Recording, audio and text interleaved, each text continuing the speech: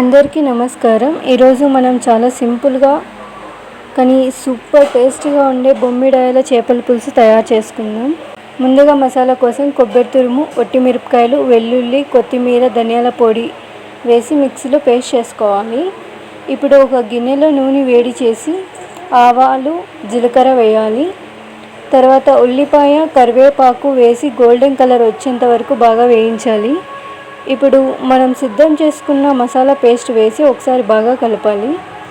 తర్వాత చింతపండు రసం పోసి తగినన్ని నీళ్లు వేసి బాగా మరిగించాలి. మసాలా బాగా ఉడికాక ఇప్పుడు చేపలు వేసి 5 నిమిషాల వరకు మగ్గనివ్వాలి. చివరిగా స్టవ్ ఆఫ్ చేసి సర్వ్ చేయాలి. బొమ్మిడాయల చేపల పులుసు వేడివేడి అన్నంతో తింటే చాలా రుచిగా ఉంటుంది. ఈ రెసిపీ మీకు నచ్చినట్టయితే ప్లీజ్ లైక్ చేయండి, షేర్ చేయండి.